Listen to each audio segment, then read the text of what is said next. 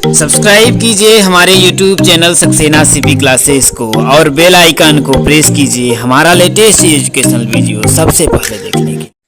So hello friends, जय हिंद। एक बार फिर से बहुत बहुत स्वागत है आप सभी का आपके अपने YouTube channel Saxena CP classes में। जैसा कि दोस्तों आप सभी का जो आज का पेपर और 4th सेमेस्टर का आखिरी पेपर जो हुआ है शांति शिक्षा एवं सतत विकास, उस पेपर के सल्यूशन को लेकर के मैं आप लोगों के सामने आ गया हूँ। और इससे पहले जितने भी आपके पेपर हुए हैं सभी पेपर के सॉल्यूशन को मैंने दिया है।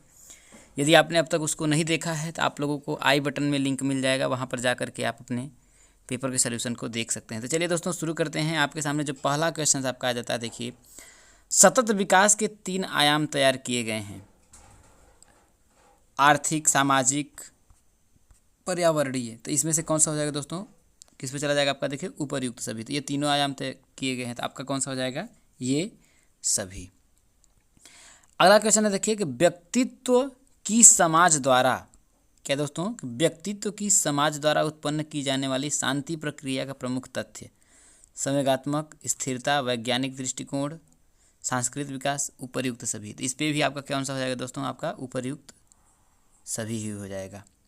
चलिए आपका आगे आता है दोस्तों क्वेश्चन नंबर आपका 3, राष्ट्रीयता है। क्वेश्चन है आपका, देखिए राष्ट्रीयता है, देशभक्ति का पुराना प्रत्यय, देशभक्ति का नया प्रत्यय, देशभक्ति का समान प्रत्यय, विघटनकारी प्रत्यय। तो कौन सा हो जाएगा दोस्तों, आपका तीसरा ही हो जाएगा। देखिए कि देशभक्ति के समान प्रत्यय, क्या होगा मेरे दोस्तों, देशभक्ति के समान प्रत्यय। ये आपका ऑप्शन नंबर 3 हो जाएगा।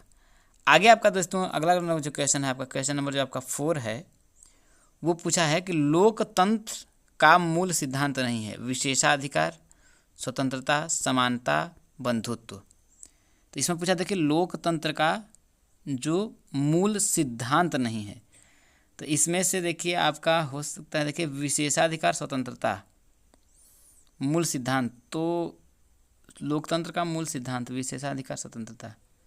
तो इसमें से दोस्तों मेरा विशेषाधिकार, स्वतंत्रता, समानता, बंधुत्व, तो मेरे अनुसार देखिए आपका है स्वतंत्रता जाएगा। क्या दोस्तों, स्वतंत्रता।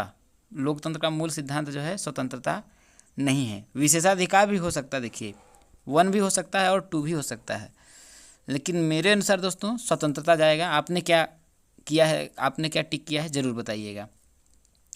अगला जो क्वेश्चन है दोस्तों कि सतत विकास के लिए आवश्यक है, क्या सतत विकास के लिए आवश्यक है, शुद्ध एवं स्वच्छ पर्यावरण, आर्थिक स्थिरता का अभाव, संसाधनों का कम उपयोग, असंतुलित विकास। तो क्या है सतत विकास के लिए क्या आवश्यक है दोस्तों, शुद्ध एवं स्वच्छ पर्यावरण। क्या आवश्यक है, शुद्ध एवं स्वच्छ पर्यावरण। तो 5 बहुविकल्पी प्रश्नों को हम लोगों ने कर लिया दोस्तों। कितना आपका सही है कमेंट करके जरूर बताइएगा। चलिए अब हम लोग अति लघु और लघुत्तरी प्रश्नों को करते हैं। अगला आ जाता है दोस्तों, देखिए आपका है कि नैतिकता क्या है। प्रश्न आपका देखिए पूछा था, मैं सुबह की क्लास में मैंने बताया था कि नैतिकता का मतलब क्या होता है दोस्तों, कि नीति के अनुसार व्यवहार करना। किसके अनुसार, देखिए नीति के अनुसार व्यवहार करना ही आपका क्या है, नीति के अनुसार क्या करना, व्यवहार करना। व्यवहार करना ही आपका क्या है, नैतिकता है। या फिर आप बोल सकते हैं, देखिए नीति जिसको मतलब कि जिसको क्या हो, नीति शास्त्र का ज्ञान हो एवं उसके अनुरूप किया जाने वाला हो अनुरूप किया जाने वाला जो आपका आचरण है उसे ही क्या बोलते हैं, नैतिकता बोलते हैं। अब आगे आपका आ जाता है, देखिए क्वेश्चन नंबर 7, अष्टांग योग किसे कहते हैं। तो ये मैंने आप लोगों को दोस्तों कराया था कि इसके कितने होते हैं, आपके 8 होते हैं, जिसमें से 5 जोन होते हैं अभिरंग होते हैं और 3 अंतरंग होते हैं। आइए मैं आप लोगों को दिखा देता हूँ दोस्तों। ये देख सकते हैं दोस्तों, देखिए मैंने करवाया था, देखिए कि अष्टांग योग किसे कहते हैं। 1 मिनट, अष्टांग योग के बारे में यहाँ देख सकते हैं आप लोग कि अष्टांग योग योग सूत्र में बताए गए योग के 8 अंग हैं, यम, नियम, आसन, प्राणायाम, प्रत्याहार। ये 5 क्या हैं दोस्तों, अंतरंग, जिसको बोलते हैं बहिरंग बोल सकते हैं। और धारणा, ज्ञान, समाधि, ये क्या है आपके अंतरंग हैं दोस्तों। तो आंतरिक अंतरंग हैं आपके ये, और ये क्या है आपके बहिरंग हैं। तो ये आप लोगों को कराया था। अगला आ जाता है दोस्तों, देखिए कि पुरुषार्थ चतुष्ट का क्या अर्थ है दोस्तों। तो पुरुषार्थ चतुष्ट का मतलब ये होता है दोस्तों, देखिए कि भारतीय संस्कृति में जीवन को सर्व प्रकारेण आनंदपूर्ण बनाने के लिए पुरुषार्थ चतुष्ट को रखा गया है। किसमें? जो भारतीय संस्कृति में जीवन को क्या प्रकार सर्व प्रकार से क्या करना? आनंदपूर्ण। क्या? आनंदपूर्ण बनाने के लिए क्या है? जीवन को क्या किया गया है? पुरुषार्थ को रखा गया है। तो इसमें आपका कौन कौन सा आ जाता है? देखिए धर्म आ जाता है, देखिए आपका धर्म है, और है आपका अर्थ है, और क्या है? देखिए काम है, और क्या है मेरे दोस्तों? मोक्ष है। ये आपके चतुष्ट अर्थ हैं यही दोस्तों। आगे देखिए आपका है, देखिए कि साइबर बुलिंग का क्या अर्थ है।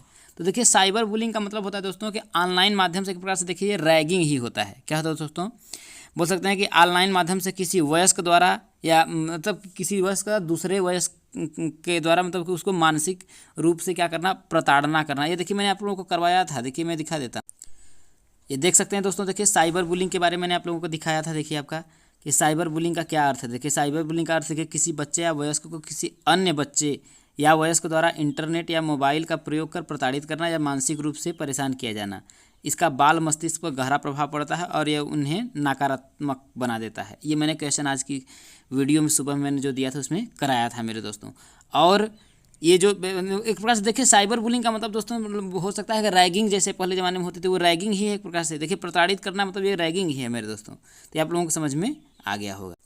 अगला जो आपका क्वेश्चन है मेरे दोस्तों, देखिए कि तनाव प्रबंधन कौशल का क्या अभिप्राय है। दोस्तों तनाव प्रबंधन कौशल का मतलब बोल सकते हैं देखिए कि लोगों को तनाव से निपटने में मतलब मदद करेगा। भाई तनाव प्रबंधन कौशल का मतलब क्या है? देखिए लोगों को तनाव से निपटने का मतलब एक बोल सकते हैं देखिए एक तरीका या एक मतलब कि मदद करने का तरीका, यही बोल सकते हैं। देखिए लोगों से जो तनाव है उसको मतलब निपटने का एक तरीका, वही क्या है? तनाव प्रबंधन कौशल है। आगे क्या आपका जाता है दोस्तों, देखिए कि क्वेश्चन नंबर 11 कि राष्ट्रीय एकता की क्या आवश्यकता है दोस्तों।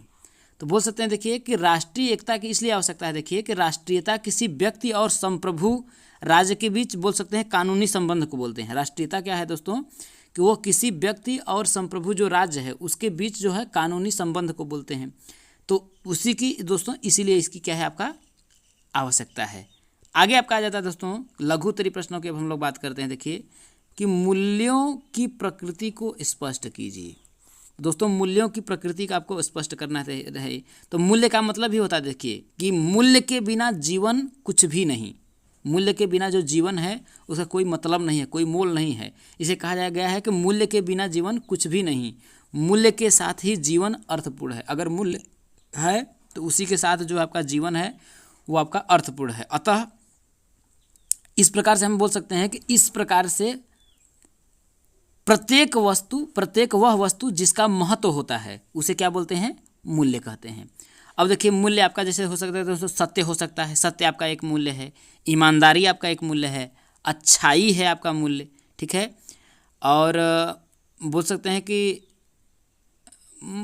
हैं और है अमूर्त संप्रत्यय है, दीर्घ अनुभवों का परिणाम है, मूल्य प्रत्यय है, मूल्यों का विकास करना है। देखिए कई चीज़ें हैं, देखिए व्यावहारिक निर्धारण है। तो ये सभी क्या आएंगे? आपके मूल्य के अंतर्गत आ जाएंगे। आगे आपका आ जाता है देखिए चरित्र निर्माण का अर्थ स्पष्ट करिए। किसका है आपका? देखिए चरित्र निर्माण का अर्थ स्पष्ट करिए। तो इसके बारे में दोस्तों आप अपने भाषा में लिख सकते हैं। देखिए चरित्र निर्माण के अर्थ को स्पष्ट करने का मतलब क्या है? देखिए कि बोल सकते हैं देखिए कि क्या बोल सकते हैं देखिए कि जो सद्विचार होते हैं तो सद्विचारों और जो होता है सत्कर्मों की एक रूपता ही चरित्र है। तो चरित्र निर्माण के बारे में अपने भाषा में आप लोग बता सकते थे कि चरित्र के बिना क्या है। तो हम बोल सकते हैं देखिए कि सद्विचारों और सत्कर्मों की जो एक रूपता होती है उसे ही हम क्या बोल सकते हैं दोस्तों? चरित्र बोलते हैं। आगे आपका दिया है देखिए कि वैश्विक दृष्टि से शांति शिक्षा की आवश्यकता को स्पष्ट कीजिए। किसको? वैश्विक दृष्टि से शांति शिक्षा की आवश्यकता को स्पष्ट कीजिए। तो ये वाला क्वेश्चन भी मैंने दोस्तों आप लोगों को कराया था। देखिए क्या है? देखिए वैश्विक दृष्टि से शांति शिक्षा की आवश्यकता क्यों स्पष्ट है। तो मैंने उसमें बताया था कि विश्व में कई राष्ट्र हैं और उनमें क्या है कि भौतिक, सामाजिक, आर्थिक आदि तमाम प्रकार की क्या होता है असमानताएं दिखाई पड़ती हैं। कई बार आप देखे होंगे कि एक ही राष्ट्र में मतलब होती है भू रचनाएँ जो होती हैं उनका, एक ही राष्ट्र में जो रचनाएं हैं, जलवायु है, प्राकृतिक है, वनस्पति और जीव जंतु क्या करते हैं? दिखाई पड़ते हैं। और सब विभिन्नताओं का जो प्रभाव होता है वहाँ के निवासियों के रंग बरूप, विकास, स्वभाव आदि पर दिखाई पड़ता है। तो उन्हें वही सब आवश्यकता शांति शिक्षा की, मतलब वैश्विक दृष्टि शांति शिक्षा की क्यों आवश्यकता है, उन्हीं सब अपने भाषाओं में आप बना करके दोस्तों लिख सकते थे। आगे देखिए कि स्वास्थ्य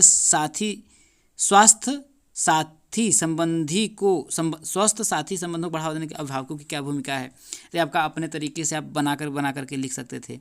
आगे आपका देखिए व्यक्तित्व के कोई 5 विशेषताएं लिखिए। तो व्यक्तित्व की कोई जो 5 विशेषताएं हैं इसको भी मैंने आप लोगों को बताया था। देखिए मैं आप लोगों को दिखा देता हूँ। यहाँ देख सकते हैं दोस्तों, आपको देखिए मैंने बताया था कि उसमें देखिए खुलापन, चैतन्यता, बहिर्मुखता, सहमति जनता, स्नायु विकृति, ये आपके 5 बड़े गुण हैं। देखिए व्यक्तित्व के देखिए 5 बड़े गुण थे, तो वही विशेषताएं थी। देखिए खुलापन क्या होता है, व्यक्ति को इस पहल या बीमा के में कला के लिए सम्मान, जोखिम उठाने वाला, सामान्य से हटकर विचार वाला, उत्सुकता, मतलब अपनी भाषा में आप लोगों को बस लिखना था। उसके 5 जो आपका गुण पूछा था दोस्तों, विशेषता था, तो वही खुलापन है, चैतन्यता है, बहिर्मुखता है, सहमति जनता है और स्नायु विकृति है। अगला क्वेश्चन आपका जो पूछा गया था मेरे दोस्तों कि महात्मा गांधी के अनुसार शिक्षा के उद्देश्य बताइए। तो महात्मा गांधी के अनुसार शिक्षा कैसी होनी चाहिए, देखिए अहिंसक होनी चाहिए, कई प्रकार का, देखिए उसको मैं भी करवाया। यहाँ देख सकते हैं दोस्तों कि महात्मा गांधी के अनुसार शिक्षा के उद्देश्य देखिए, बच्चों को जीवोपार्जन के योग्य बनाना, उनके चरित्र का निर्माण एवं विकास करना, अपनी संस्कृति अपनाने का प्रशिक्षण, बच्चे की शारीरिक, मानसिक, आध्यात्मिक शक्तियों का विकास करना, आत्मा को उच्चतर जीवन की ओर ले जाना, वास्तविक का अनुभव, ईश्वर और आत्मानुभूति का ज्ञान करना। तो ये आप लोगों का क्या है, महात्मा गांधी की शिक्षा का उद्देश्य था मेरे दोस्तों। ठीक है, अगला आपका जो लास्ट आखिरी क्वेश्चन था दोस्तों, सांप्रदायिकता के दुष्परिणाम लिखिए। तो सांप्रदायिकता का जो दुष्परिणाम होने से दोस्तों क्या होता है कि आपसी जो प्रेम भाव है वो उसका क्या हो जाता है, समापन हो जाता है, खत्म हो जाता है। और घृणा का जो भाव है, द्वेष का जो भाव है, वो भावना क्या होती है, विकास होने लगता है, वो पनपने लगती है। और बोल सकते हैं देखिए कि एकता और अखंडता का जो क्या हो जाता है, विभाजन हो जाता है। आपसी झगड़े, बिना इत्यादि का हो जाता है, विकार हो जाता है। और क्या होता था देखिए, मतलब कि लोभ और देश की हानि हो जाती है। लोगों में लोग और देश की क्या हो जाती है, हानि होने लगती है। आपसी द्वेष होने लगता है, आर्थिक रूप से हानि होने लगती है। तो उसका कई कारण हो सकता है। देखिए अपने आप भाषा में आप लोग क्या कर सकते थे, लिख सकते थे। तो इस तरीके से दोस्तों आपके जितने भी प्रश्न थे, सभी प्रश्नों का मैंने सल्यूशन आप लोगों को दे दिया है। और आप सभी यदि हमारे चैनल पे नए हैं तो इस तरीके सब्सक्राइब जरूर करिएगा और टेलीग्राम चैनल को जरूर ज्वाइन कर लीजिएगा, जिसका आप लोगों को डिस्क्रिप्शन में लिंक मिल जाएगा। इसके बाद अब हम लोग दोस्तों, जैसे डीएलएड का आपका ख़त्म हो गया, अब आपका आगामी टेट है, इसके बाद सुपर टेट है, सीटेट है, उसकी भी तैयारी हम अपने चैनल पर ज़बरदस्त तरीके से कराएँगे, जिस तरीके से आप लोगों का इसका करवाया है मेरे दोस्तों। तो आप सभी के बस हमें सपोर्ट की ज़रूरत है, क्योंकि यह एक बहुत ही बोल सकते हैं कि छोटा चैनल है और इसे आगे ले जाने में आप लोग सभी, मेरे जो भाई हैं, मेरे बहन हैं, उनके सहयोग की ज़रूरत है। तो आप सभी के सहयोग की ज़रूरत है मेरे दोस्तों। तो यही उम्मीद करेंगे कि आप सभी हमारा सहयोग जरूर करेंगे। और इस वीडियो में इतना ही। उम्मीद है आप लोगों के जितने भी पेपर होंगे बहुत ही अच्छे गए होंगे। तो दोस्तों इस वीडियो में इतना ही। धन्यवाद।